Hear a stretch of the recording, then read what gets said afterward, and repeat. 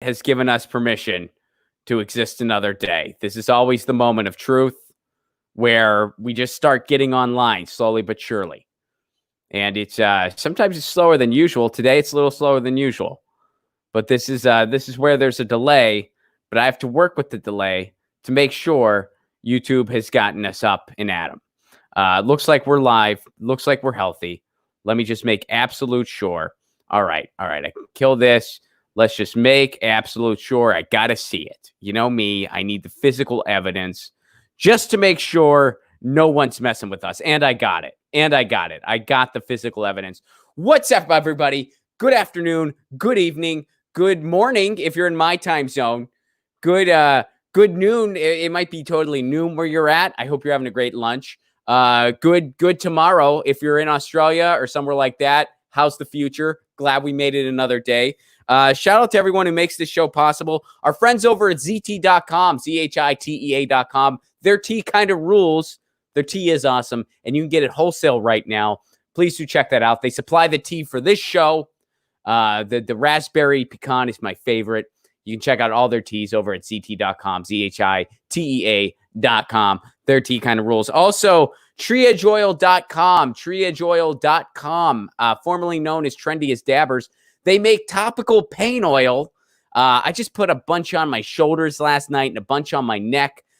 It's fantastic pain oil. You rub it in good, and it really works wonders. Thank you for the recent care package to all the folks over at Triage Oil. I really appreciated it, and the guitar picks were a very nice touch. Also, are you thinking, Ron, topical CBD pain oil, that's great, but do you have any CBD oil that is meant for consumption, that is meant for me to consume? Yes, I do. RareNaturalsCBD.com. That's with an S, RareNaturalsCBD.com. It's great in your drink. The flavor is all natural. It's a very good CBD oil, perfect after a workout. I like to drink them if I'm feeling a little tense, if I got a little headaches brewing, I drink that. I put some of that in my drink, and it makes it go away. It really does. It works wonders. It helps relax you. You can put it in your beverage. That's the way I like to do it. Or you can just put a little bit under your tongue, however you want to do it. And that's RareNaturalsCBD.com. Here's the best part. You go to their website, you use the promo code Lucy at checkout, and you get 30% off your order. How about that? Promo code Lucy at checkout, 30% off your order. RareNaturalsCBD.com. All right. Without further ado, this is, I'm so excited about this episode. So, full disclaimer, we got a special Music Monday for you and a special Sounds of Revolution series interview. And this guy is not only a fantastic musician, but he's also one of my best friends in the whole wide world. I've known this guy most of my life. I've known him since I was 5 years old. So most of my life. And I've been wanting to do a Sounds of Revolution episode with him for a while now, but he tours relentlessly. But nobody's touring right now, which means he's not touring either. I had to make sure. I had to ask him. I was like, "Are you sure? Like you don't have a one-nighter in Alaska? Like you're shut down, right? Are you sure?" So I'm so excited to have him. Please welcome one of my best friends in the whole world and one of the best musicians I know, Anthony Rankin from the Love Electric. What's up, buddy? What's going on, man? Good to see you, dude. You know, I was just thinking the last time I was on stage at all this year was actually before your wedding. Yeah. Me too. Me too. Technically, you were on stage at my wedding. You gave a speech. That's true. Yeah, I was elevated for a moment. Yeah. So, and by the way, for everyone, the song of the day today, you can go to theloveelectric.com, and that's with K's, the Love Electric, ELEKTRIK, theloveelectric.com, and you can check out all their music there. And my favorite song of theirs for Song of the Day is Phoenix in Vegas, which is an amazing song. I don't recommend going to either place at the moment, but it's an amazing song. You don't have to go to it. You can go there in your mind with this song. So that's the Song of the Day, Phoenix in Vegas. And so, Anthony, we're going to talk about your music some throughout the hour, and we're going to talk about all kinds of other stuff as well. But we got a fun Music Monday story to start. And, you did give a speech at my wedding, and you did an excellent job. And but I didn't know just how pathetic you truly were. Like you kind of foreshadowed, because guys, Anthony ended his speech with Kanye 2020, which we all thought was weird. At the time, we didn't know what he was talking about. We're like, why do you say that? Is he serious? Oh man, yeah. I had the inside scoop months ago. Yeah, the inside scoop. He knew. He was like, Kanye's gonna run. So I was like, this is weird to bring up at a wedding. And then, I mean, I voted Bernie. I don't know. He didn't actually say that, but Kanye West is allegedly running for president. That happened over the weekend. So before we jump into what happened, if you had to pick a musician combo, and I know other people have tweeted this before, but if you had to like legit pick a music combo to run for president, who would you pick? Oh man, well, Springsteen's got to be on the ticket, obviously. Springsteen, all right. Yeah. I'm trying to think who would be his best VP though. That's a tough one. I was a Killer Mike Kim Gordon guy. Oh yeah. Yeah. Either way, it can be Kim for president, Mike for VP, or Mike president, Kim VP, whichever. Right, I don't care. Let's do Killer Mike and Springsteen then. Killer Mike and Springsteen. I like it. Yeah. I like it. Yeah. So I think, I actually think Little Steven would make an excellent president. Mm-hmm. I think I would vote for Little Steven over Springsteen. Just because, and it's not because I like one's politics better than the other. I think they're pretty much, the same. And but I would go Little Steven because pretty much everything that dude has done, he's done a pretty good job at. He had his Netflix series. He has a record label. Underground Garage. Yeah. The Underground Garage is my favorite. It's the only thing I miss about SiriusXM. I don't have SiriusXM anymore because it was a gift.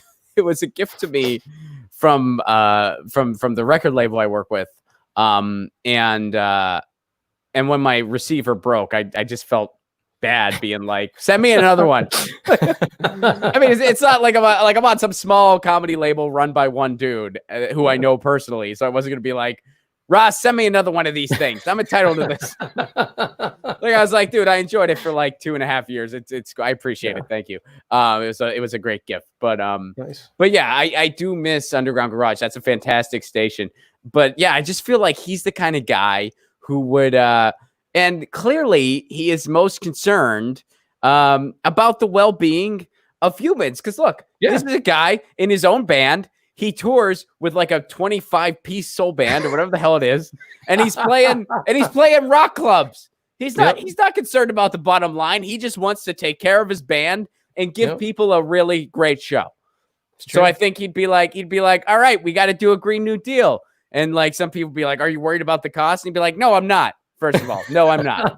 Second of all, it's more efficient and it's what we need to do. And, it's way more cost efficient than what we're doing now because Drill Baby Drill isn't a sustainable plan for our planet. It's not. But second of all, I don't give a shit. We have to do it. So we're just going to do it. I don't really care. And they'd be like, what about the deficit? And he'd be like, still don't care. I think actually he would just sit in his suite with like a guitar at his side. And whenever somebody just brought up something he didn't give a shit about, he would just hit a chord really loud.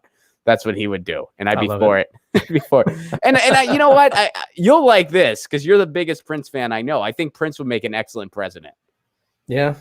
Prince would, because I you know a lot more about Prince than me, but I have a couple theories about Prince that I don't think anyone can disprove. And we'll never know for sure because he's no longer with us. But I think that Prince did have the ability to fly. No one can disprove that. I mean, you don't know he couldn't, and I just think, I think he could fly. So I think I think he would just kind of fly around and solve our problems. He was definitely light. He was small enough to be aerodynamic. Small dude, just flying around, just being like, all right, let's figure this out. We're in this together. Who wouldn't listen to it? Like, all right, Prince, you're right. Yeah, let's just get along. Yeah, let's just. But unfortunately, Kanye might run. And so here's what I did. I jokingly tweeted this out. Here's why I really wanted to bring this up. Other than it's just like it's Music Monday. How could you not? I jokingly tweeted this. Who would blame Kanye for splitting the vote first? Oh man. And now a couple people made this prediction and they ended up being right, because here's what happened. Now, I was 90% joking when I posted, because I'm like, no one's actually taking this seriously. But I spoke too soon, because oh, no. Deborah Messing, he's playing Jill Stein. He's trying to take UG black votes from Biden. No, I think she means to say young here. I'm pretty sure that's what she means. She's trying to take UG black votes from Biden. It's disgusting. That's what Deborah Messing. Now, so other people pointed this out. Kind of racist. Racist to just be like, first of all, Joe Biden is entitled to your vote, and if you're black, Joe Biden is just entitled to your vote. Joe Biden is just owed your vote. Going all the way back to the Charlemagne interview. Yeah. He's entitled to that vote, and also, of course, young black voters would just flock to Kanye. That's who would just flock to Kanye. It's not, there is photographic evidence of Kanye wearing a Confederate flag. There's that photograph out there where Kanye West is wearing a Confederate flag. So yeah, it's pretty ignorant to just assume like, oh yeah, young black voters. They're just going to flock to them, and that's who's going to vote for Kanye West. Kanye West, by the way, Trumper himself. Kanye West is a Trumper himself by his own admission. He's a Trump guy. So she tweeted this, and now I love he's playing Jill Stein, which now here's where this goes. Nobody else, no other party is entitled or able to run for president. These are private elections. These are private elections. We have our duopoly, and nobody else has the right to run for president. No one else has the right to run for president. 4 years ago, it was Hillary's turn. How dare Bernie? Now it's Joe Biden's turn. No one else has. And if you are running, you just want to take votes away from my anointed king. That's and now the outrage is over Kanye West. Unbelievable. Is she saying that he's playing the role of Jill Stein, as in Jill Stein 4 years ago, or? Yeah, I think that's what she's saying. And in her mind, Jill Stein was not a person running for president, a candidate for president who was representing a political party. In her mind, Jill Stein was just somebody interrupting her anointed one. How dare Jill Stein have it? People still, it's unbelievable to me. And look, my big thing, I don't tell people who they do and don't, who they should and shouldn't vote for. That's not my place. I tell people, you got to do you. And, if you want a show that's going to wag their finger at you and yell at you who to vote for, there's plenty of other shows that do that. There's plenty of other shows where they're gonna yell blue no matter who at you until they're blue in the face. No pun intended. Go watch those shows. Like plenty of other places do that. I don't do that here. I know my gripe is with the system, not with the voters who have to deal with it.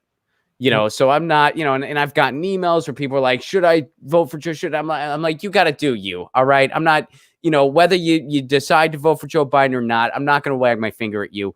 But if you want true systemic change and you don't understand why something like the Green Party is necessary, then either you're not fully aware of what's going on in our political system, or you don't actually want true systemic change. I mean, that's just the reality. I mean, I'm not saying that means you have to agree with everything the Green Party does. I'm not saying that means you have to vote for them or not vote for them.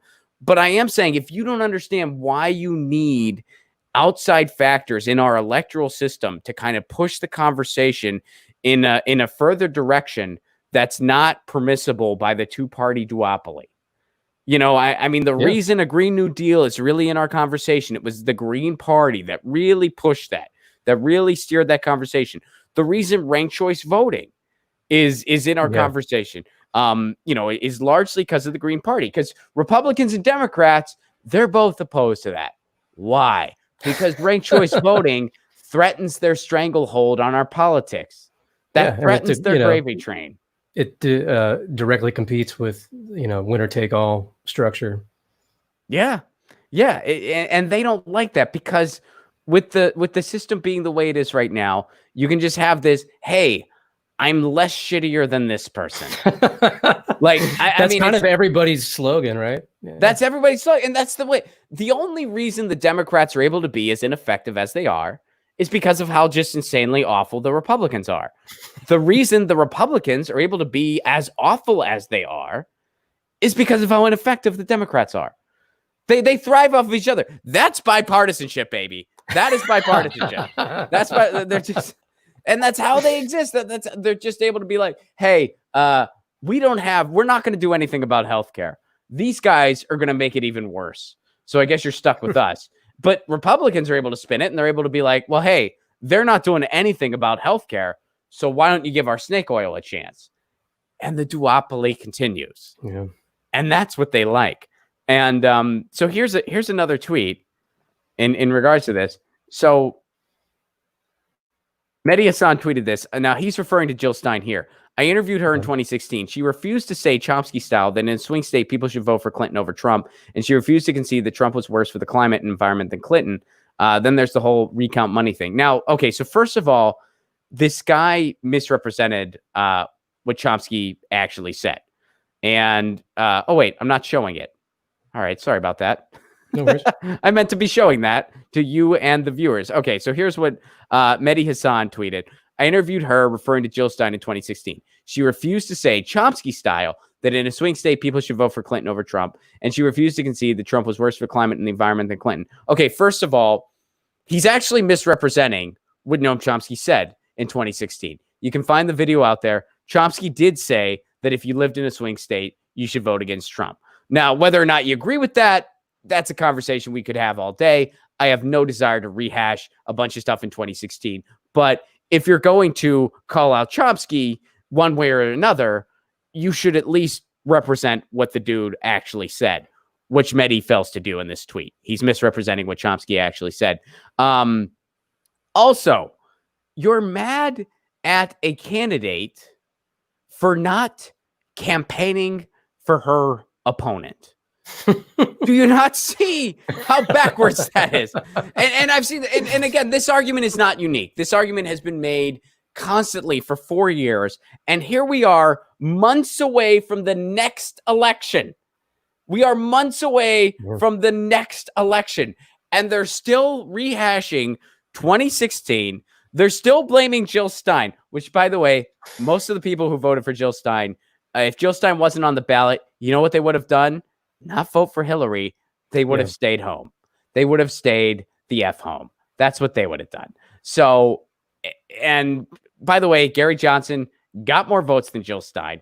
The only way a third party made a measurable dent is if you count all of that. If you assume that Gary Johnson's votes would have went to Hillary, which they wouldn't have. Most people that voted for Gary Johnson, if they wouldn't have voted for Gary Johnson, they also either would have stayed home or they would have voted for Trump in most cases. And second of all, how insanely entitled is it to just say that you're entitled to someone else's? I mean, that's so ridiculous. How can you get mad at a candidate for not campaigning for their opponent? And guess what? If you want more of those types of conversations to happen, where somebody like a Jill Stein is going to make the judgment call about like, okay, that, you know, out of the other candidates, this person, you'd be better off with this person than this person. Guess what?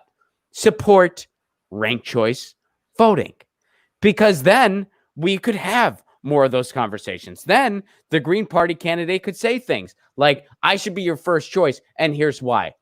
And I think your second choice should be so-and-so, and here's why. And similarly, the Democrat could do the same thing. I think I should be your first choice. Here's why I should be your first choice. I think your second choice should be the Green or whoever else. You know, you want to have those conversations, support ranked choice voting. And in the meantime, let's not, why don't we at least entertain the fantasy that we actually have free and open elections where a candidate is campaigning for themselves and not their frickin' opponent? Let's entertain that fantasy. God. It's just amazing that, and the reason this was all spurred by Kanye West. Kanye West.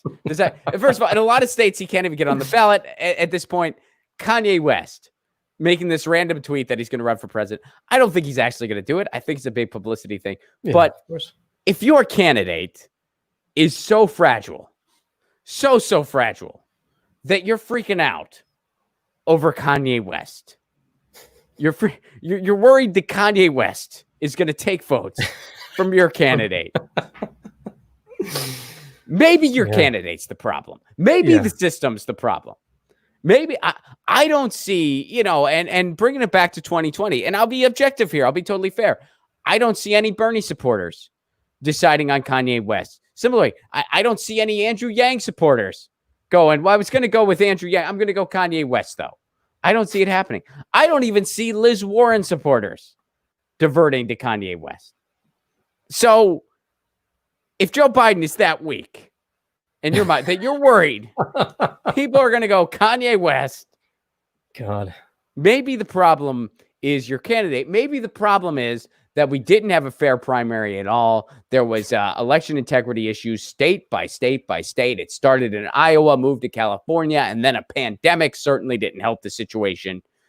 True. And they had all this fake Joe-mentum where everybody just randomly dropped out and got behind him. Yeah, that was pretty suspicious, sort of like overnight. Yeah, overnight, he was losing in all the polls. He wasn't even in the top 5 in many cases. Then randomly, all of a sudden, everybody's dropping out, getting behind him. The media fabricates this fake Joe-mentum story. Yeah, after Carolina. Yeah. And then all of a sudden, we get this disastrous Super Tuesday. Joe's the nominee. And this is a guy, nobody laid any gloves on him at all, Bernie included. I was incredibly disappointed with the way Bernie handled everything and leading up to him dropping out. He should not have dropped out. That was the wrong decision. Yeah. And now we have Joe Biden, and it's like, before all this being the pandemic unfolded, I just thought, okay, well, we're guaranteed. There's no way Biden beats him. We're getting 4 more years of Trump. Now, because of this pandemic, I do think there's a chance that Donald Trump can lose to Donald Trump, because that's this election. This is not Joe Biden versus Donald Trump. This is Donald Trump versus Donald Trump. And how pathetic is it?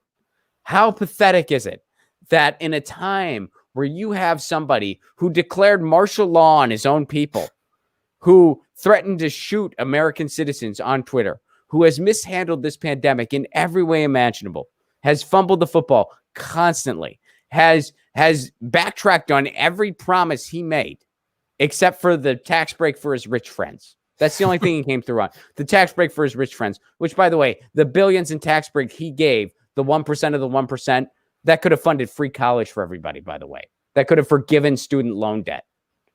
Instead, he gave it a tax break for his rich friends.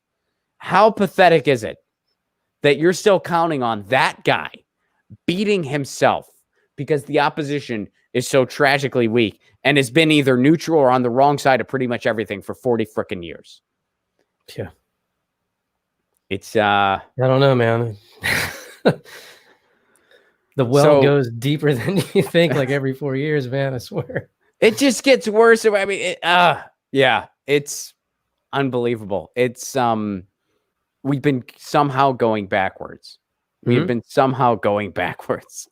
We elected Barack Obama, who campaigned on a center-left platform, delivered a right-wing platform, gave us Mitt Romney's healthcare plan, allowed the Bush war machine to go on autopilot, so it got even worse, ran out of bombs, by his own admission said, I'm a moderate Republican. And then after that, we ran somebody to his right. We found somebody to his right, ran that candidate. She managed to find a VP to her right, which had to be hard to do. She pulled it off, though.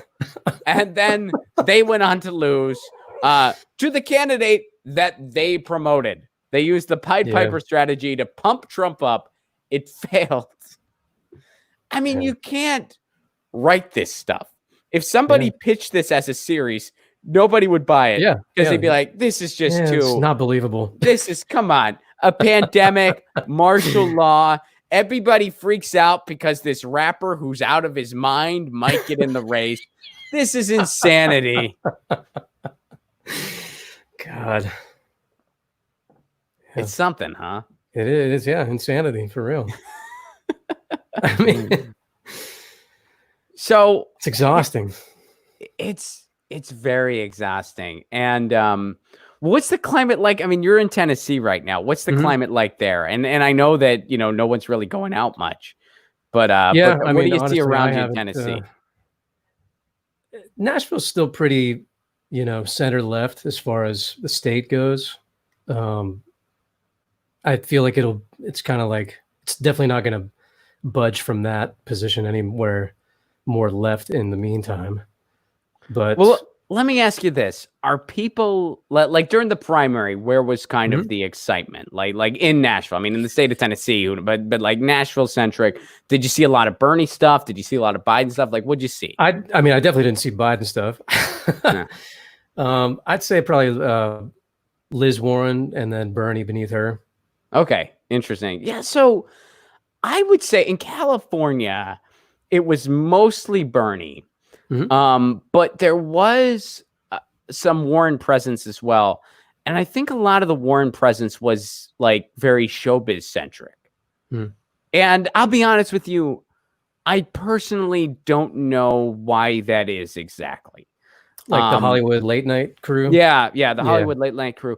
And I guess it's because Warren was sort of the more kind of centrist approved candidate. I mean, that's my only guess, where it's like she was the centrist candidate, but you could still pat yourself on the back a little bit as far as like the NPR liberal crowd was concerned. And I put liberal in air quotes, like and so I guess he got some of that in Nashville too.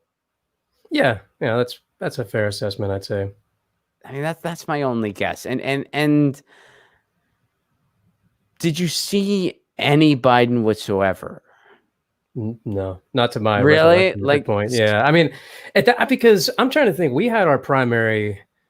It was the week that we had that crazy tornado that just demolished East Nashville. So it has not been Tennessee's year. That's for sure, man. But I just remember it was the primary, there was so much, fervor around that leading up to that. And then the tornado just sort of like put everybody's head, in another universe. And I mean, like, I know that that week polling places everywhere were closed because the power was out. You couldn't I couldn't even get out of my neighborhood for like 2-3 days. I mean, it was. So were you able to vote? Like how did that unfold for you? No, that my polling place actually closed. No way. Yeah. And because of where the power lines were down in our neighborhood, I couldn't actually escape Hermitage. Wow. Yeah. It's amazing that we still, well, and again, this is something else that's by design. They make it hard to vote on purpose. I mean, let's be honest. Oh, absolutely. Absolutely. Well, this is by design. I can't remember the actual numbers, so I don't want to misquote it, but I think that, however many dozens of polling places there were on a normal day, there were only like 7 or 8 in the entire county after the tornado. It's unbelievable. And part of that is natural disaster, but part of it is also was there any effort made for a bigger mail-in effort, or was there any effort made to try to seek solutions for this so people could still vote? I think that maybe you could go to an alternative polling place, but it was so close. I mean, I think the primary was maybe the day after the tornado. So it was the timing was just absolutely horrendous. Ah, man, that's nuts. Yeah, that's just absolutely nuts. Yeah, I have seen in Southern California, I have seen literally one Biden sign, and I saw it after the primary quote ended. I saw it after that, and it was literally one sign on a closed down building in Pasadena where I live. I mean, it was almost, and for some reason I wanted to take a photo of it and post it and just be like, is Like this It's real. this is a parody of itself. Like, and the only reason I didn't was because I just, it was one of those things. I was on a walk and I was like, I have to just be shut down right now. I can't be thinking about this stuff. I can't be posting about this stuff. I need to just unwind. Unplug. Yeah. I have to just unplug and just jog, you know, because I'll go, you know, I go on a walk, jog every day. That's one of the things I've been doing during this pandemic. It's like, Right. I mean, I don't know how it is between you and your wife, but it's like for us, it's like, I feel like we've run the full gamut of a marriage, because it's like we got married. Oh yeah. You have this, everything's like every day is a year. Yeah, well, no, not just that, but it's like we got married, which is like the ultimate beginning of a marriage. It doesn't get more beginning and than then that. this happened your wedding day, right and then after this that. happened. So we're living like two 90-year-olds. You know what I mean? Like we're just like, did you take your pills? Fast forward. Yeah. Do you take your vitamins? What time's our walk today? When do you want to go on the walk? Like that's how we're living. Oh man, I don't know. We're somewhere near that. Yeah, I think that we sort of do our own thing during the day. You know, she works in her office, I work in my studio, or do a workout. Then we'll do the walk in the afternoon kind of thing. You're both musicians. Yeah. It's nice. I wouldn't recommend it. Just kidding. All right, we got some really horrible news, and then we got some actually not bad news. Where do you want to go first? Well, we're kind of, you know, in the horrible news headspace. Might as well just finish it out, right? Just finish it out. All right, I'm with you. All right.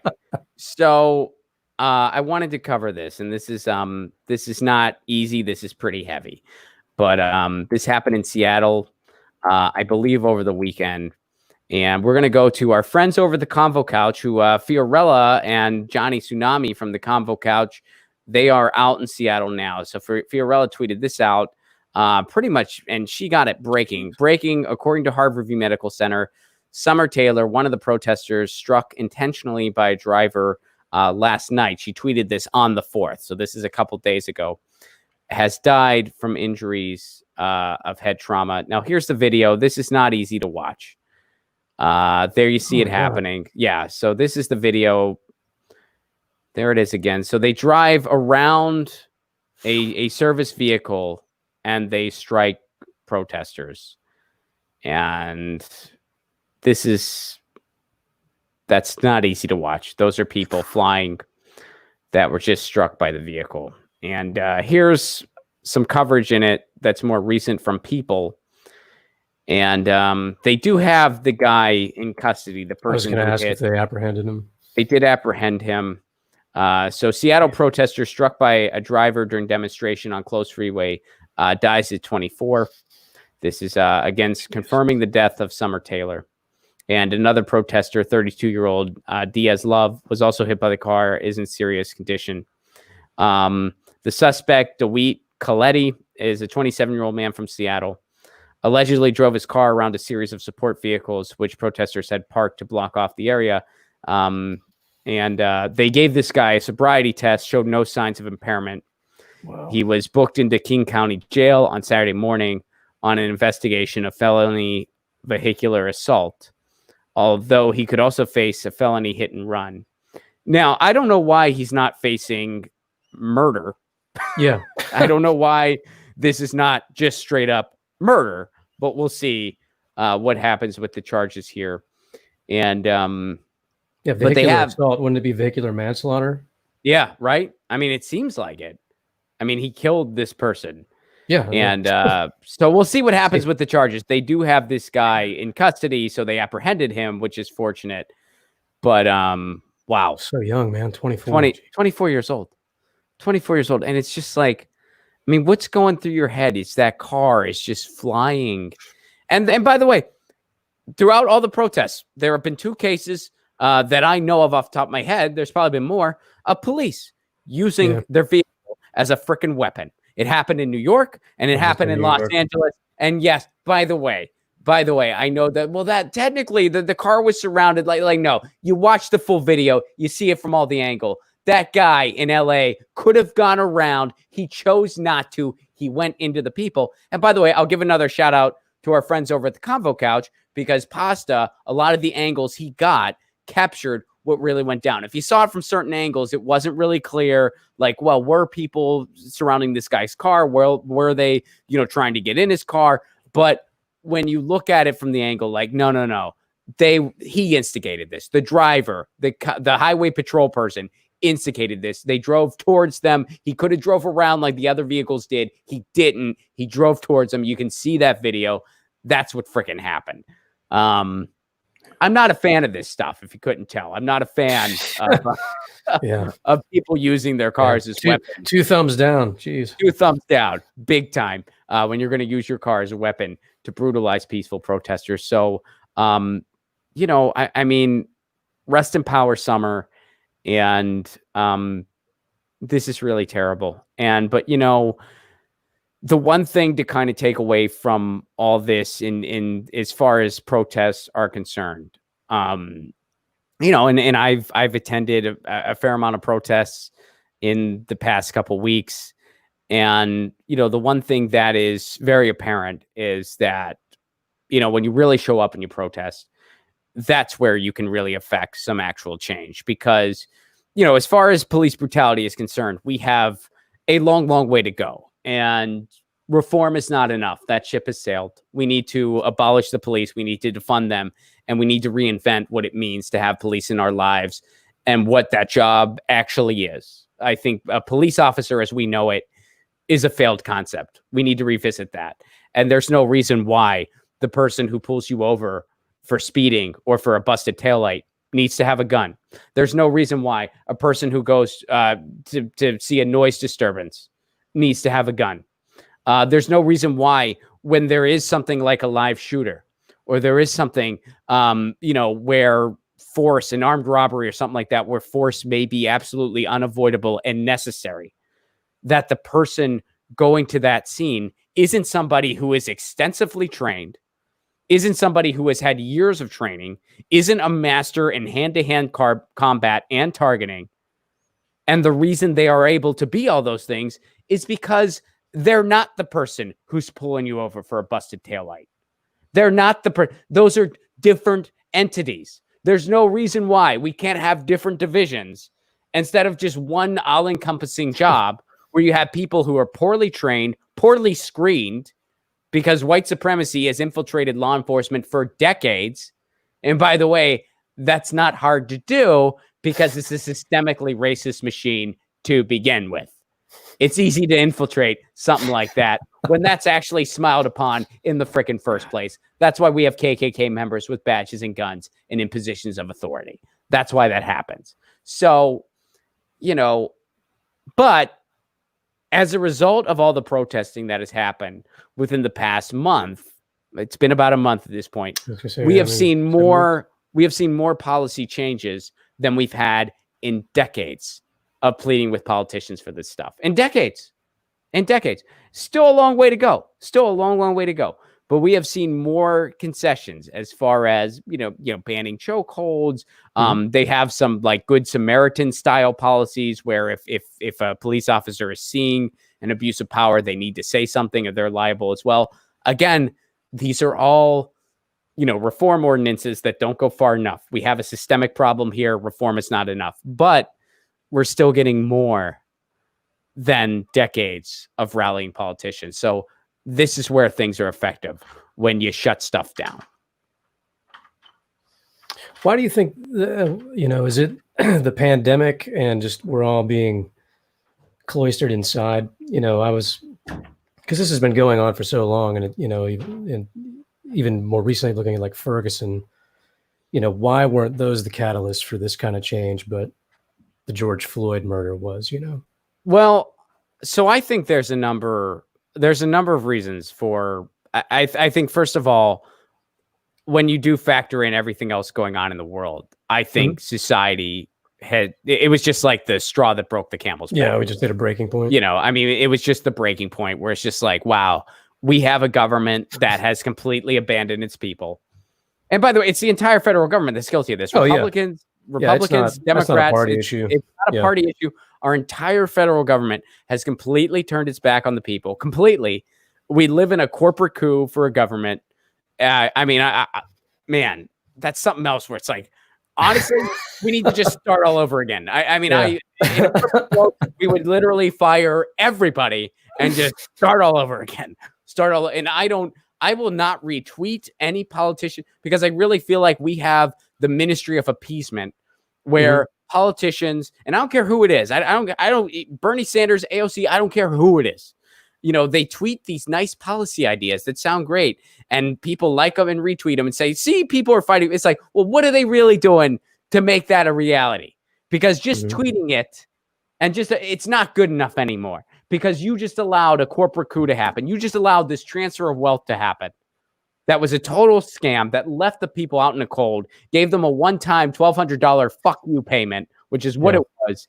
And so I think there's a combination of the straw that broke the camel's back, and there's a combination of people hit their breaking point to the point where they're not going to take their eye off the prize this time. And what I mean by that is there's a systemic a systemic procedure where whenever something would happen to the cops, they would drag it out. They would just drag it out in the court of law to make sure that whenever there was some type of hearing or whatever it may be, the public outcry was sort of a thing of the past. It just wasn't fresh in people's minds anymore. And when you have a system that just systemically murders unarmed black people, you're there's another, for instance, all the freaking time. So that was by design. That it's like, well, we're going to draw this out. We're going to draw it out. So by the time the court hears anything in regards to Ferguson, it's going to be something farther in the past. By the time the court hears anything in regards to Timothy Rice, it's going to be further in the past. By the time, well, now more things have happened since George Floyd, and people are this is a systemic thing, and like we just can't take this anymore. So I think that's why we've seen the civil unrest at the level that it has been. People are done falling for the anecdote. That's what I think. What do you think? I think that's a pretty fair assessment. It's I feel like we don't have other things that would normally take our energy and time to sort of dwindle the enthusiasm for it. I mean, even in mainstream news, it was more than one or two news cycles. I feel like it's kind of fallen off a bit now. We're back to coronavirus coverage. But, I mean, when Ferguson and things like that happened, I felt like it was like 2 days of coverage on national media. And then it was like, okay. Well, and their coverage was very limited. They didn't, and this is kind of going back again a little bit. So it's not like super fresh in my mind, but I know that like they didn't cover how extensive those protests really were. Right. They didn't cover a lot of the violence that cops did, the cop violence. They didn't cover, I mean, just little things like the fact that like they were going into protests. Police were going into protests with their guns pointed at people. They were pointing, which you don't do that. Like you don't like you point your gun, you're going to fire it. But they were doing that regardless in those protests. They certainly didn't cover all. I mean, because that was when we really found out just like how many KKK members were police officers. Because Anonymous did that information dump where they found out like, hey, these are Ferguson police officers. They're KKK members. I mean, that was when and of course that received no coverage. So, not only was it, time wise, was it limited, but the scope was limited.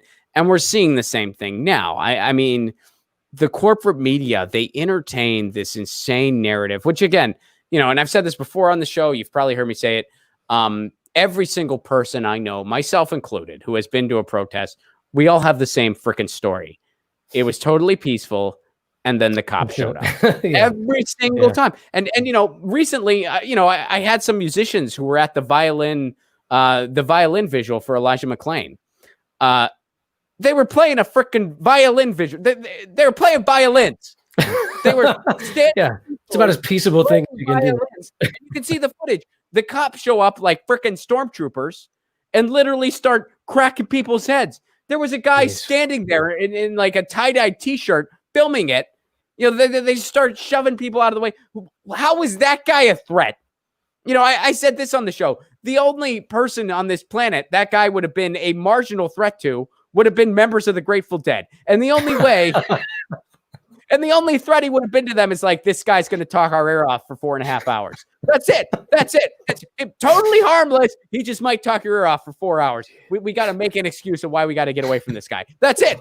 That is the only entity on the planet that should feel marginally intimidated by that guy. And it's not even for any, and the cops still, they were pleading. They're like, no, we're not doing it. Still just started cracking heads.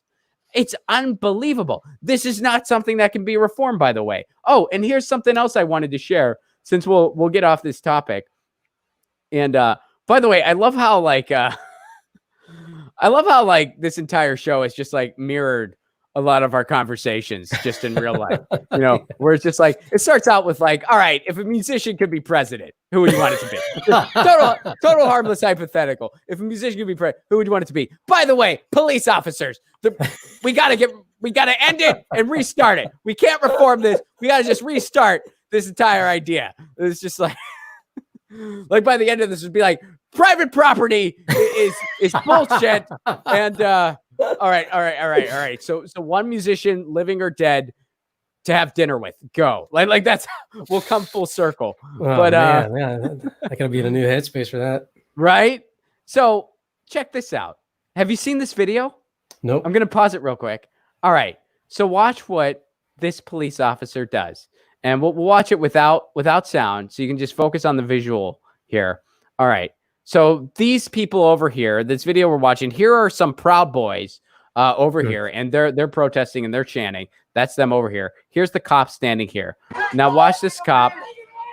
Look at what he does. He gives a white power gesture. What? Yeah, here. Watch it again. Check this out. Now they're saying he was just doing like, is everything okay? Look at this. Boom. And the Proud Boy gives him a pat on the back.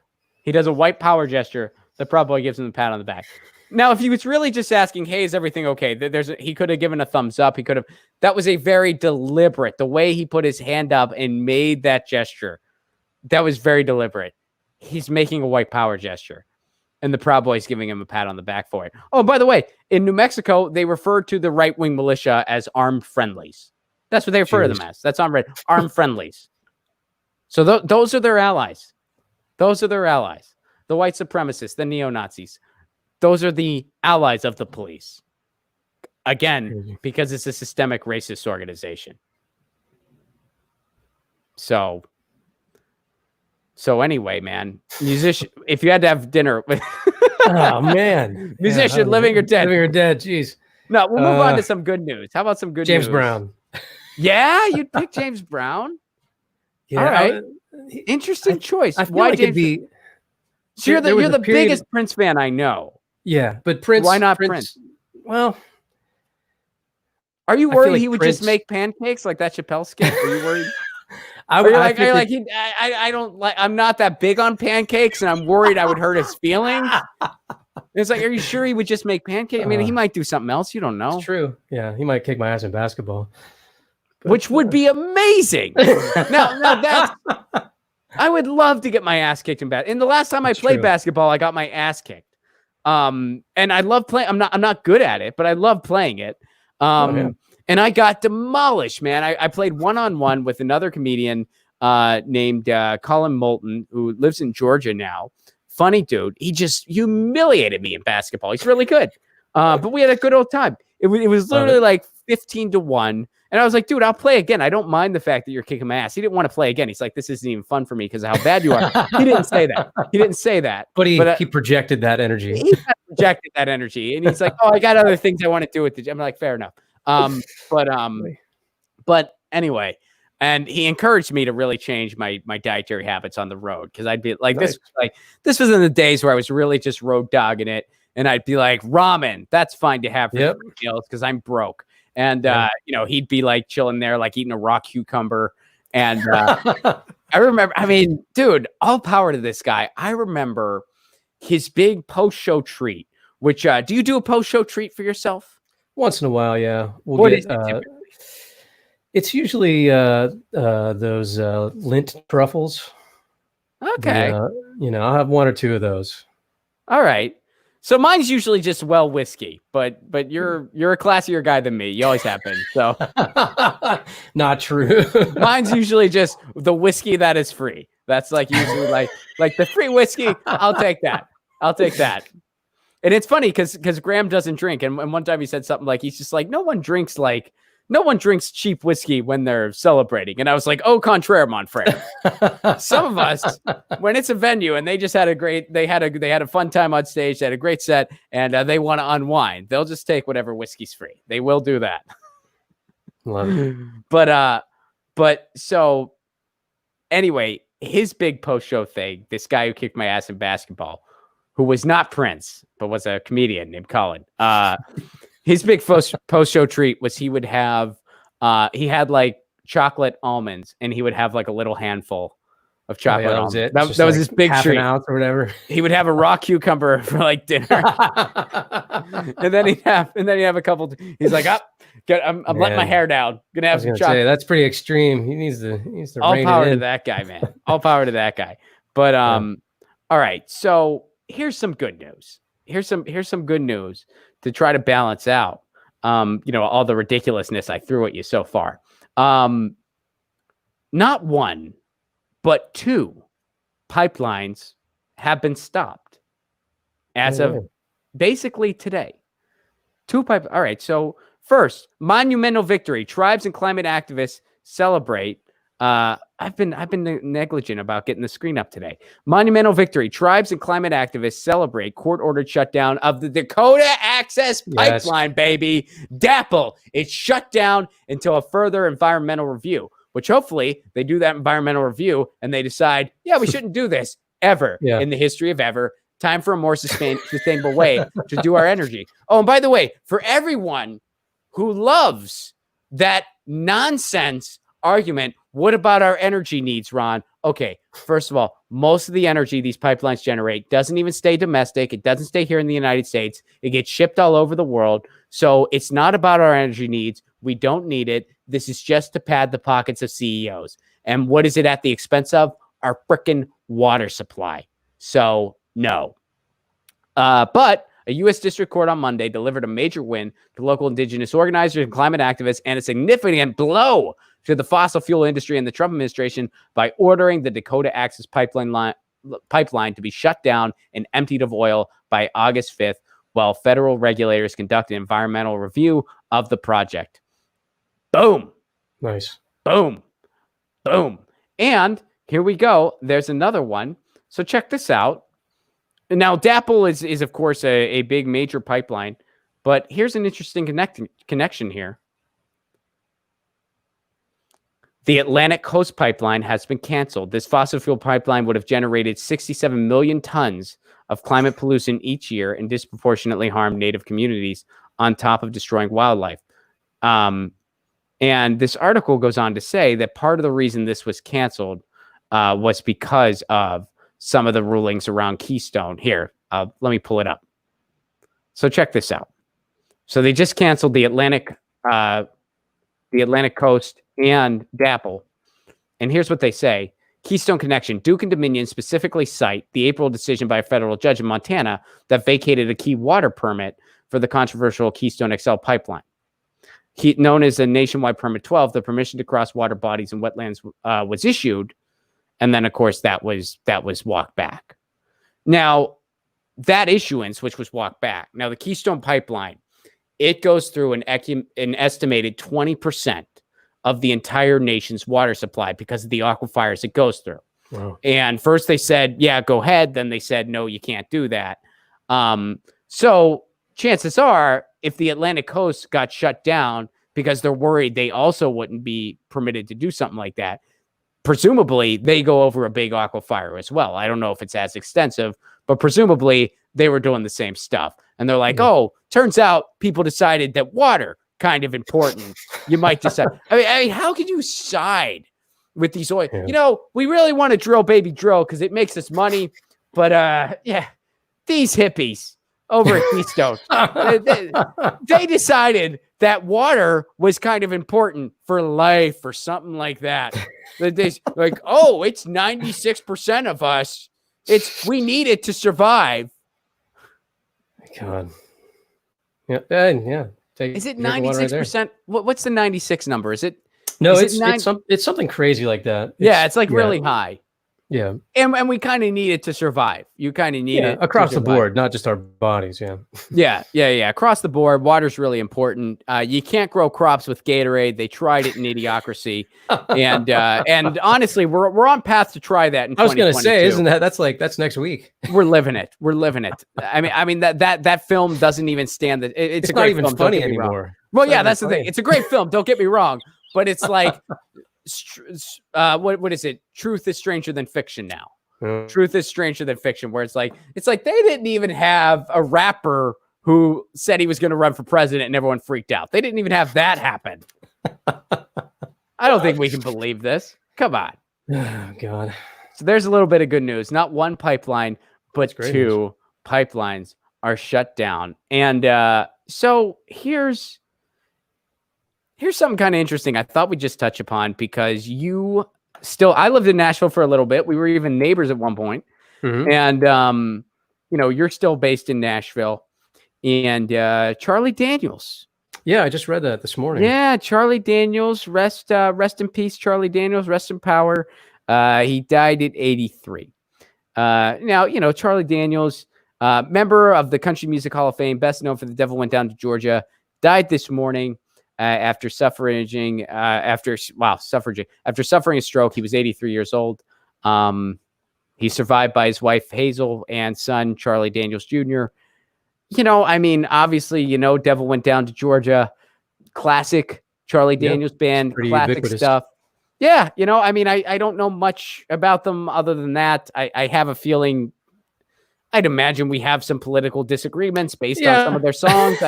I'm sure I have a lot of political disagreements with the guy, or I would have, but rest in power, Charlie Daniels. Some really influential music. And man, that's, do you remember, did you ever see, so there was that band, they would always play at Tootsie's in downtown Nashville, which, I think there's been some COVID issues with that bar. Yeah. There's been so you heard about that? Yeah. Yeah. Nashville has not done what it should have. Yeah, we need to be doing better. Yeah, and a lot of room to grow. We do too. I mean, LA made some mistakes too, but Nashville, Florida, Arizona, they're kind of leading the pack. They're kind of setting the bar for, like at the Ozarks. They kind of set the bar, but anyway. There was this band, and it was an all-female band, and they would do songs like they were like a bluegrass band, and they would do Devil Went Down to Georgia. And I remember whenever they would do that, the girl, when she would do the big solo, she would like jump up on the bar and just rail on that solo. And it was amazing. They were awesome. Because that's a badass solo, man. Yeah. Oh yeah. Is that on violin? Yeah, it's a violin solo. Yeah. Yeah. Okay. But it's it's like it's like a Jimi Hendrix solo on fiddle. It's so badass, man. Can you play violin? No. I mean, I can. You could pick it up. I could like make noise on violin. I could coax sound out of it. No, I mean, so I know for those of you unfamiliar, Anthony is a hired gun at times. That's what they call it in the biz. He's a studio musician and a touring musician. And you're a multi-instrumentalist. Like you've played banjo, you've played guitar. I mean, guitar is your main instrument, but you can do keys, you can do banjo, you can do mandolin. You've done mandolin. Yeah. And you just kind of pick it up and you figure it out. And that's how you roll. Yeah, anything with strings that I can pick, I can sort of fake my way through. Violin gets a little sticky with the whole the bow, and I'd imagine. Yeah. Well, what's your favorite, like, if you have to play something that's not guitar but string instrument, where do you go? Strings. I mean, I've actually been knocking around some bass stuff recently, just kind of practicing at home, getting my bass chops back up. Why bass? Just like something to fill in the gap, or? Yeah. All right. I don't know. I felt like that's always kind of been a weak spot for me. Like, I don't know. My drums. Well, your songwriting partner's a bassist. Yeah. So yeah, I have he's elevated my standards or made me feel worse about myself.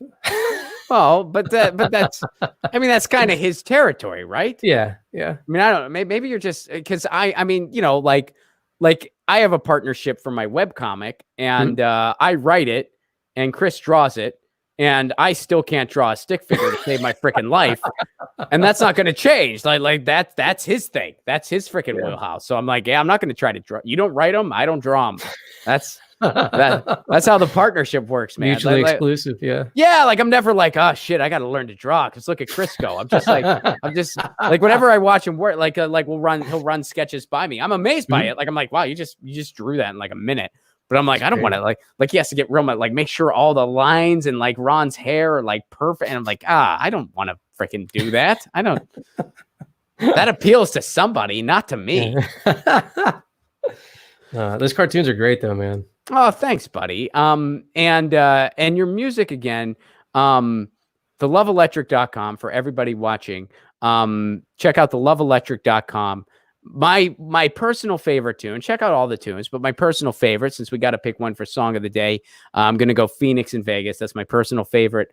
Just don't go to those places, like we said. Just don't go there. Yeah, go there in your mind in this song.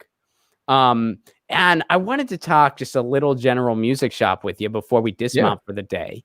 You're the type of guy, and again, for anyone tuning in late, I've been friends with Anthony most of my life. We've known each other since we were 5 years old. And I've been wanting to have him on for Sounds Revolution. We finally nailed it down because he's a fantastic musician, writes some fantastic music, does amazing things. One of the best musicians I know. But you do a thing as a listener where whenever you get into someone, you just absorb their entire catalog and just go exclusive. So what's usually your time frame on that? I mean, I think honestly, it's I have a little bit of OCD just in my daily life and everything I do. But we'll use Prince as an example because he's the easy, obvious one. I think I was like 14, 15, somewhere around there. And the first CD that I got was like a greatest hits collection. So, it's a pretty decent place to start as a non-fan. But I'd say there was a year period, at least, where if I didn't listen to only Prince, my other listening maybe was like 4% of other artists for an entire year, like daily. Now he's a unique example because he has such a massive catalog, So if someone wants to get a little more into Prince and they just sort of know the obvious, right? Like Purple Rain. Yeah. So what's it called? No, I'm just kidding. Yes. Purple Cloud. Can you spell that? Is that like Kanye 2020? Is that a film or something? No. So if they only know the obvious, Purple Rain, and I mean, dude, I mean, When You Were Mine is like, oh yeah, dude, a perfect Dirty Mind. Dirty Mind is, I feel like because I'm such a sort of student fan of his that as much as I revere an album like Purple Rain, I just don't really listen to it because it's just everywhere, and I kind of don't need to hear it ever again to get anything out of it. But Dirty Mind, Sign of the Times, Love Sexy is an album that never gets any love, ironically. 1988. It's just really, yeah. But those three records, I think, are just way like on a different level of brilliance than. I mean, Purple Rain was a commercial masterpiece, obviously. Sure, yeah. But Dirty Mind, there's something like so punk rock about that record. He did it on a 16-track recorder in his basement, played everything. They were essentially demos that he just never redid, turned it into the label. So was it a little more lo-fi than his? Oh yeah, like a lot of his dry. Stuff. Okay. Yeah. See, that's fun. How was he able to be so eclectic? I don't know. I went to Minneapolis with Victor right after he died, and we sort of, I think you can actually take like a Map of the Stars kind of tour these days. It's been so many years, but we kind of made up our own. Like we just Googled where he went to high school, and drove around his old neighborhood like a couple of creepers. Well, was this when he was still alive, or was this after he had passed? It's just 2 months after he passed. Okay. So, right. but it was, so it's not that bad. I mean, if he was still alive, it was like we went to his house and just like someone answered the door and they were like, guys, this is sort of like, you can't really do this. And we were like, well, can we just stand here and breathe for a few minutes? And they were like, that's creepy. Like, you didn't do that. No, not that bad. Almost though. But anyway, I forgot what I was saying. So you guys made your own tour of like Prince's Yeah. Yeah. And just sort of getting a feel from, where he grew up. And he definitely had this sort of collision of, he like we talked about James Brown for a second earlier. He loved James Brown and Sly and the Family Stone, but then he loved Stevie Nicks. Like Fleetwood Mac was a massive influence. Joni Mitchell was a massive influence.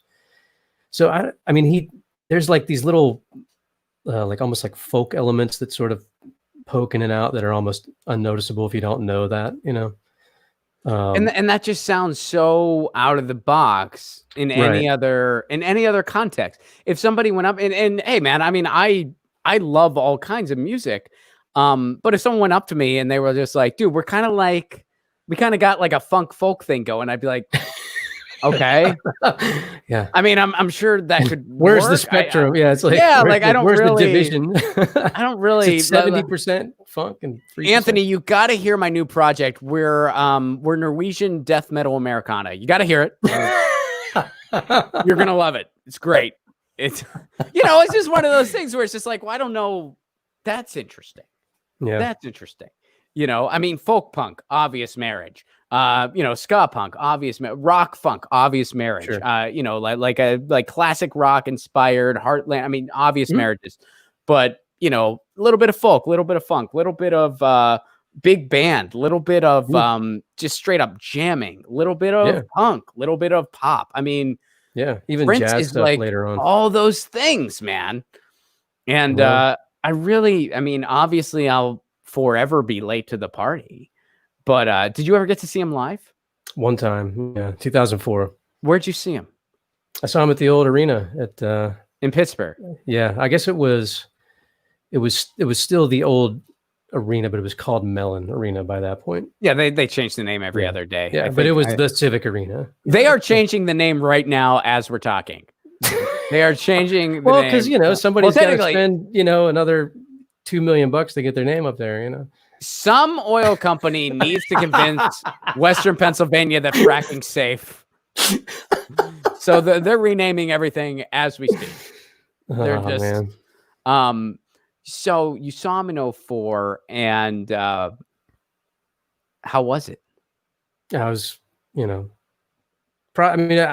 obviously biased, but it's hard to surpass that for me for any other show. That's number one. If you had to give so that is because my next question was going to be, if you had to give the gold star to something, could you do it? Yeah, it'd be that. It'd be that. And then Springsteen definitely is always a close second. Springsteen? Is there a particular Springsteen show? The Rising tour at the stadium. That was amazing. Yeah, that was. I've seen him. I'm trying to think. I haven't. Did you see him when he did PNC Park? I don't think I did. Was that really? Because I didn't see him in the Tom Morello era. No, I didn't either. This was before that. This would have been. Now, I would say, out of all the times I saw him, they were all amazing. But if I had to say, well, this was just not quite as amazing as the other ones, I would say that the one time I saw him at I think it was Mellon Arena, but I mean, there's been multiple times he's been there, so who knows? Yeah. But the one time I saw him there, it was still great, but it was like he did like sort of like these kind of like twangy cowboy-esque interludes, and it was when he was doing a lot of like the like the sitting down to and it was still great, but it wasn't quite like I just wanted a raucous, fun-loving E Street band to do their thing. And at PNC Park, they were just firing on all cylinders. And then one time I saw him in Seattle, and it was sort of like Seattle is one of those cities he doesn't come to as often. So he pulled out every every trick in the book. Oh, he's playing. He pulled out. He like was just 38 songs. Oh yeah, and it was one of those things where people, for anyone not familiar with the Bruce Springsteen show, which I recommend changing that as soon as you can. But you can do a thing where you hold up song, like you have a little poster board and you have a song there, and if Bruce wants, he'll call it over, and they'll bring the poster over to him, and he'll hold it up. And then the crowd just goes nuts, and then he plays the song.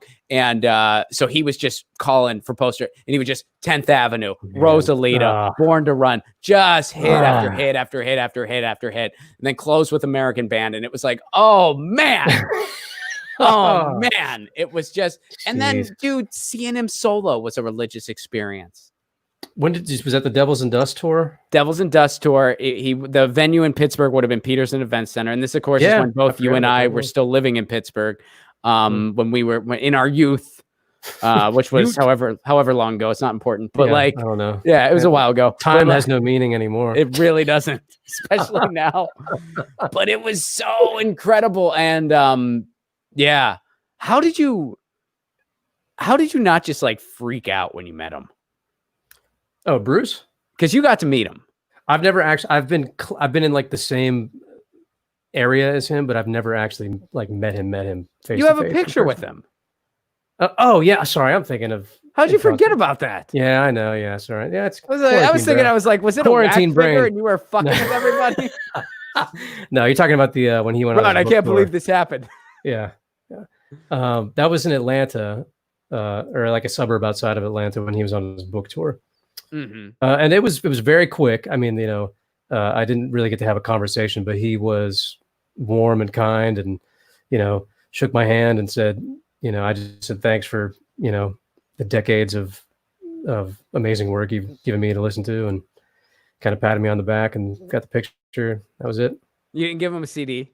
Nah, and I didn't have any hiding. Yeah, because I think I told the story on this show about when you gave Ben Roethlisberger your CD. Oh, you actually told for anyone who remembered. I think I did. Well, because I was one of the people blocked. Yeah. I was blocked, so we did a story on it for fun, and I talked about it. Because I tweeted. I tweeted about the NFL all of a sudden. Therefore, Black Lives Matter. All of a sudden, the NFL is, and I tweeted out how it's interesting. Here's a tale of two quarterbacks. Colin Kaepernick, who supports a bunch of causes, knelt in peaceful protest of police brutality. Here's Ben Roethlisberger, gives more money to Blue Lives Matter than probably any other celebrity, has 2 rape allegations. One of them is banned from the league. Well, not a fit, but come on. Yeah. He's banned from the league. And one of them isn't. And he guessed which one. I tweeted something along those lines, and I couldn't tag back Ben Roethlisberger because I found out he had blocked me. Oh, man. So I think I told that story about you gave Ben Roethlisberger your CD. Yeah, and he threw it on the ground. He threw it on. Now, is it possible he just didn't know what it was? No, I think he was like. Is it possible he was just like ooga booga and threw it on the ground? and then one of his handlers was like, "No, Ben, you put this in a thing and it plays sounds." And he was like, "Sound?" And they were like, "No, Ben, you me one woman." Like, all right, calm down, Ben. Calm down. Me throw ball? Not yet, Ben. Not yet. If you put this in a thing, it plays sounds, and then you can hear it. It's like a song. And he go, "Renegade?" Yes, Ben, like a song. It plays a song. And then you could listen. So it might have been he just didn't know. Like it might have been like he's a caveman. He is a modern day caveman. And it's entirely possible. It's entirely possible. Like in his mind, you were just handing him fire. Like he didn't know what it was, and he freaked out. That guy's such a horrible human being. Oh God. But no, he knew it. You gave him your CD. You were very polite. What'd you say to him? Yeah. I don't remember. I think I said, "Hey man, it's great to meet you. I wanted to give you this, it's my music." It was one of those WDV events, like the Christmas annual thing where there was a house band, and I forget what I got to attend that venue called. Thanks to you. What was that venue? Diesel, I think was. Well, the name first of the venue. it was what was originally called Nick's Fat City. Yeah. And when then it was cool. When it was cool, I agree. I've seen some great shows at Nick's Fat City, including your dad's band, the Iron City House Rockers. Yes. Yeah. Anthony's dad was one of the original members of a band called the Iron City House Rockers, who, they were one of the last major label bands out of Pittsburgh, really. Yeah. I mean, they might have been, there's been some hip hop success, like Wiz Khalifa, stuff like that. Yeah. And then Rusted Root in the early 90s. But as far as that, that era when the sort of Cleveland, Pittsburgh thing was happening. I don't know if you know, they just released a reissue of Have a Good Time But Get Out Alive on vinyl. Remastered, bunch of new songs and demos. My dad sent me the article about it because he's like, hey, here's an article. Here's Anthony's dad. And they got like that press photo from back in the day. And no, because I shortly before that came out, when I still had Sirius, they actually played that on XM. Oh, yeah. They played some on Underground Garage. Yeah, man. They spun it on, and I was like, I know that song. And then I was like, oh, snap. It's yeah. And it was like the original recording. It was badass. But yeah, man. So it was Nick's Fat City, then it became Diesel, and the big kind of radio station that's still going strong to this day is WDVE. They have a morning show that, comparatively speaking, it is still a very successful morning show, and not a lot of cities have that. That's sort of a dying thing, but the one in Pittsburgh is still going pretty strong. It's run by a guy, Randy Bauman, who's a good guy. He's had me on before. When I did my parody of I Wonder What's Inside Your Butthole, he included it. Oh, man, I remember that. Mine was in his compilation. Because he put a thing on Facebook, and he's like, if you've done anything, send it to me.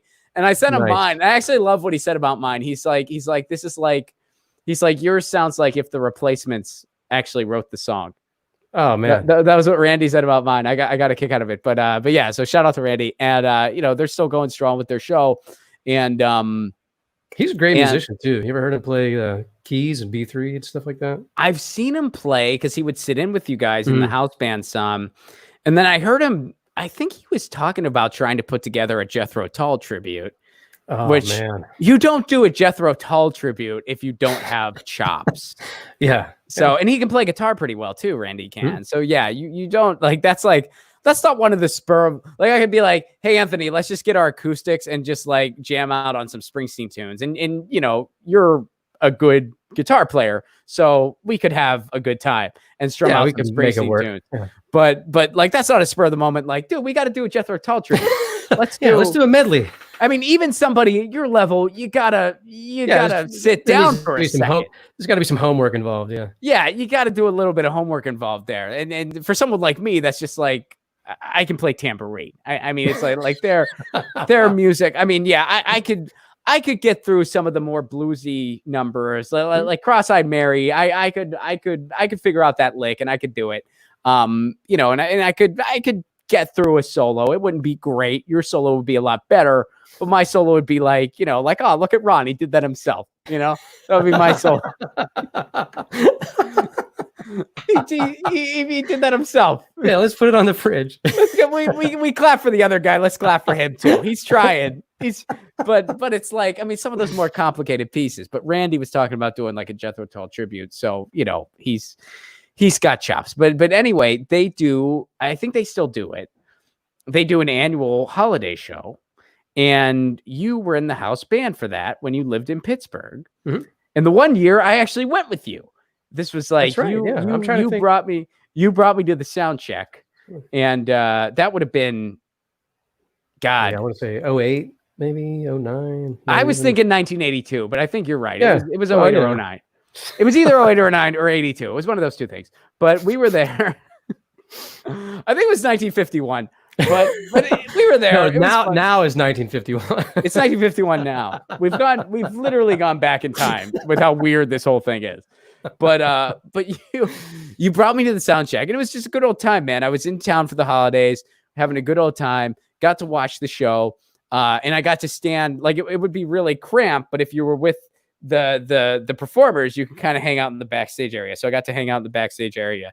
And then there was this drunk woman who kept going, "It's my birthday. Will you wish me a happy birthday?" God, I remember that. And everybody was like, we can't wish you a happy. There's a bunch of people, it's their birthday. We can't just wish you a happy birthday. We're sorry. The people who were going on stage were saying this. And then she finally asked me, just assuming I had something to do with anything.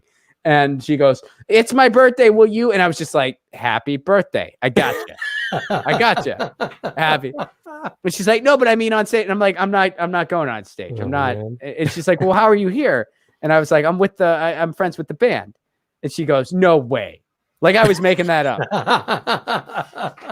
I was like, "Yeah, why would I make that? That's like my buddy from grade school is up there. He's playing guitar. He's rocking out. He's crushing it." It's funny. And it's like, that wasn't the night you gave Ben Roethlisberger the CD, was it? This was a different time. I did that show so many years. I don't remember. Because I remember like I gave him the CD probably. It was, when did I move to Nashville? It was probably around 12 years ago. Because the one I gave him the CD. The reason I want to say it was a different thing is because my memory. So at the time, I grew up in Pittsburgh. I left Pittsburgh. I went to school out of state, and we always stayed in touch. We hung out in the summer, and I moved to Seattle, lived in Seattle for a couple of years, then moved back to Pittsburgh to go to grad school. You were still in Pittsburgh during this duration, but during this particular time, I was still living in Seattle. Well, you were, so I was like back. You were just home for the holidays. So I was just home for the holidays. So I was just excited to be home for the holiday, and this was back, before all of the all the ridiculous stuff about Ben Roethlisberger, basically. and so like a bunch of Steelers were just hanging out upstairs. And at this point, it was just people involved with the event. And the only reason I was still able to be in the building was because I was with you. And I was like, "Should we go say hi to the Steelers? That's pretty neat." And none of you wanted to go over there because Ben Roethlisberger was there. And you were all like, "He's a jerk." And I was like, "Really?" And you were like, "Yeah." And I was like, "You guys don't want to say hi to the Steelers?" And they were like, "If you want to go say hi, go say hi." And no one else wanted to. And I was just so worried it would be like a bad moment because he did seem a little like he didn't want people approaching him. Talk to people, So I'm like, if this many people are saying he's that big of an asshole, I don't think I want to go. And now I'm glad. And I was just saying, and now you're blocked. Yeah. Now I'm blocked. And it's like, I'm glad I didn't meet the guy. So there, I have that memory now where it's like, I made the right call there. But so Snork Y2K, thank you for the super chat contribution. The Dem Party is only prepared to run against Trump. Snork Y2K, I think you're being way too optimistic here. I don't even think they're prepared for that. I don't even think they're prepared to run. I think here's what I think, man. And I know that, this is how I feel about electoral politics, and I've not been shy about it. I think that as far as the Democratic establishment is concerned, now I don't mean all the people who are going to go out and vote Democrat, because the establishment does not represent the base of people. But, as far as the Democratic establishment is concerned, they already won in 2020 because their main priority, let's make sure a progressive doesn't get close to the White House. Let's make sure our establishment approved candidate gets close to the White House. And once they're the nominee, if we beat a Republican, great. If not, whatever, because the gravy train keeps rolling. And guess what? Trump's great for fundraising, and they know that. Sure. They know that. They're not going to be heartbroken if we get 4 more years of Trump. It'll make them look bad, sure. It'll be bad for optics, but they already got their win. Their win was, let's make sure Bernie Sanders isn't the nominee. They got that. So if they beat Trump, cool. If they don't, to them, it is an afterthought. That's just the reality. Bonifacio Rios, Vatican equals Peds Mafia. What percentage of the U.S. government is in collaboration with these people? I don't know. That's a great question. The Vatican, I'd imagine a good bit. That's a very powerful institution. Yeah. And as far as the mafia itself, I have no idea. But I know that our government operates a lot like a mafia. So I'm sure they're getting some expert notes somewhere. I'm sure the cable companies, they were just like, we want to be an organized duopoly where we don't step on each other's territory. Well, that sounds a lot like The Sopranos. Maybe we should get some mob guys to help us out develop this. Let's go to the experts. Let's go to the experts. So, I'm sure they got some help there. Oh, and I have to give a couple other shout outs. Tammy from Jersey, thank you very much for the care package. Now, here's the thing. I love it when y'all send stuff to my P.O. box. But if you don't give me a note, which is fine if you don't want to, no problem. But if you don't, I don't know if you really want me to give you a shout out or not. You know what I mean? Like I don't like maybe you want to remain private. So I'm going to be vague, and I'm just going to say Tammy from Jersey. So maybe there's only one Tammy that lives in Jersey, in which case I'm sorry I just outed her. But assuming there's more than one, Tammy from Jersey, thank you very much for the care package. Yeah, you didn't leave a note, so I don't know, if you want me to say anything. So I'll keep it broad and vague, but I want you to know that I appreciate it very much, that you help with the sustainability of this show. And your generous gift is very, very much appreciated. Thank you so much. And if you ever want to send anything to my P.O. box, ronplacone.com, you can grab my P.O. box there. And I love mail. It makes me so happy. So thank you for making my week there, Tammy. I appreciate it very much. And shout out to Susan M., who wants everyone to know she remembers the Eisenhower election. And her subject was just hippies. And she was like, I remember the Eisenhower election. I was rooting for the lefty because that's how long she's been a lefty. She was rooting for Stevenson. She's been a lefty a long time. So Susan, thank you for sharing that. I appreciate that note. And thank you for your thoughts. And Tammy, thank you as well. And Snork, thank you for the Super Chat contribution. And Bonifacio, thank you very much for the Super Chat contribution. I appreciate it very much. And Anthony, where can people go to learn more about you? Well, like you said, go to theloveelectric.com. That's electric with K's instead of C's. You can find me on Instagram at electricanthony, spelled the same way with K's. If you Google me, Anthony Rankin, at Anthony Rankin, any of those things work. And again, check out that music. They do a band website, right? Because you can just go and listen to all their music. They just you click it and there's the Spotify. So there's no messing around. I don't know if it's if we can call it efficient or lazy. Hey man, I'm of the I say less is more. So yeah. but and again, my recommended song of the day. Listen to the entire catalog, but my personal favorite, Phoenix in Vegas. I always give the song of the day, so I pick my favorite. Sometimes I ask the artist their permission, but I mean, dude, we've been friends a long time. I'm not going to ask you. I'm just going to pick mine. I'm going to pick my favorite. That's how. Yeah, it's your show. I can't wait, dude. I love. I mean, the last time I got to see you guys live, I really loved the band you had put together. And it's so, and I've told this story because it's musicians, real musicians at your level, like real musicians. It's so humbling what you guys are able to do. And I know and it's so funny because sometimes it's when I'm talking to you or other musicians, they're like, oh man, so that joke you did, that was just off the top of your head. That wasn't pre-planned material. And it's oh yeah, that thing was just the way you were riffing. That was so, it's yeah, it's just something, but it's when we see you guys, I remember when I saw your band, which was you and Victor. And then there was the drummer and the keyboard player. And Crystal and Adam, yeah. They were just you guys were so freaking tight. There was not one wasted note in the entire thing. And I was just man, dude, they must have been at freaking boot camp before this. Amazing. And I went up to the keyboardist and I was just dude, and I had a couple or whatever. And I was just dude, I have known Anthony most of his life.